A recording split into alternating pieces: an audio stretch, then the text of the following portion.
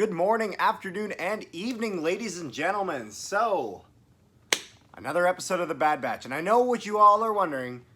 Carter, where is Zach today? Zach's not here right now. He's away for the night. So, he is going to be posting his reactions, because the reactions we have right now is just reactions of myself. He's going to be, we're going to be posting reactions of his tomorrow, probably in a short, we're thinking. Where he's also gonna talk about the episode if we can.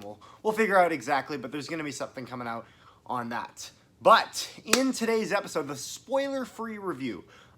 So the episode overall, it was good. I mean, it doesn't really expand much on the plot lines that these past few episodes have been going around with the Cad Bane and the Fennec stuff. It kind of goes off and goes back into something more that you see near the start of the episode. So I guess you could say it's a bit of a filler one, but it's a bit more of an interesting filler one. With that out of the way, the spoiler-free review is over, and it's time for spoilers. I'm using the same plunger as yeah. If you don't understand the plunger, our 7-1 loss to Montreal throughout the season, you can go check that video out, and you will understand why we use the plunger. And, you know, if you check more of the more recent videos, you'll find out why it's broken. Anyways, so, yeah, good episode.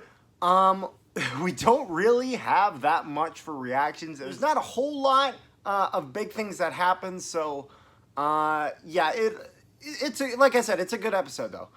Anyways, but, yeah, it's a bit of a filler one. But one thing that I like, this gives me, it reminds me a lot of the Onderon stuff where they have to, like, break the Prime Minister out. Obviously, there's a conflict of interest with them breaking out a former separatist, I guess, politician, basically, senator. And so it's funny. I really thought they were going to go more into that. They didn't really, they bring it up at the start. Hunter is all up in arms about it for a few seconds. But then they really just let it go, which kind of surprised me as... You know, for someone that, you know, these guys have been fighting for years and years in the Clone Wars, so I thought they'd expand on it a bit more. I kind of wish they did a little bit. It's okay that they didn't. That's fine, though.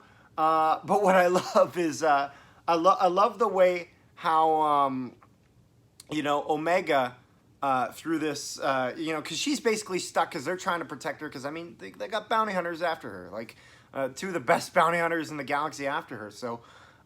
you know, can't really blame them for not bringing the child along to a very Imperial controlled area. Because, I mean, for all they know is that, you know, Kaminoans are trying to get him. And Kamino is, well, pretty damn Imperial right now. Whether they want to be or not.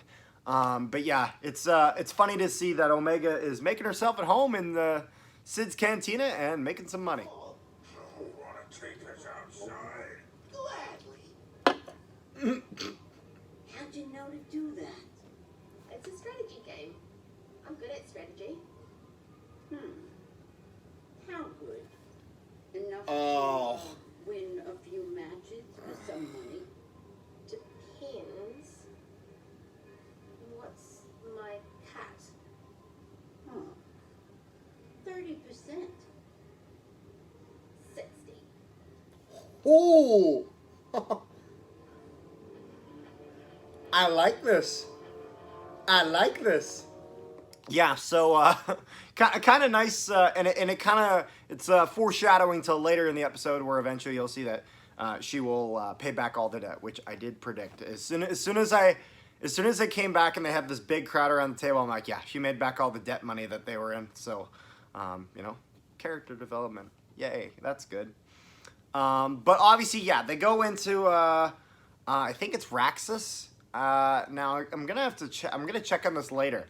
But Raxus sounds very familiar to. I believe I think it was called Raxus Prime in the Force Unleashed. I think it's a different planet, but I don't know. It just kind of sparked my memory. If you can remember, feel free to comment down below and on that. So yeah. Anyways, but. They obviously they have to. It's very interesting. It's very covert, which you don't normally see for the Bad Batch, especially since your introduction to them in the Clone Wars in season 7 is, well, they're like, oh yeah, we're different, and then they just charge head on into a giant army of droids. And you know, they're kind of known for this, very much just throw yourselves into combat, hope for the best, and they just always come out on top. They're very aggressive like that. So it's very cool to see a more stealth side of things, more similar to, actual clone troopers, the normal, the regs, as they would call them. But yeah, we'll eventually see them do the prison break and get the senator. Senator. On. That thing was turned on. I knew you. They're gonna hear that it's the Bad Batch. I have saved your most prized files. Great. Now can we get out of here? With pleasure. An alert has been triggered. Oh shit. Oh! Our position has been compromised. Yeah, no kidding. You just took out the fucking commanding officer. What do you expect? Like, yep, so if you heard that giant loud noise, that is because when I went like this to do the motion, I hit the clipboard across the room. So, yeah, that's nice. Anyways, but yeah, it's it was very interesting to see how they, you know, obviously they stunned the officer and everyone in there. I kind of hope that this sounds really this sounds actually terrible now that I think about it.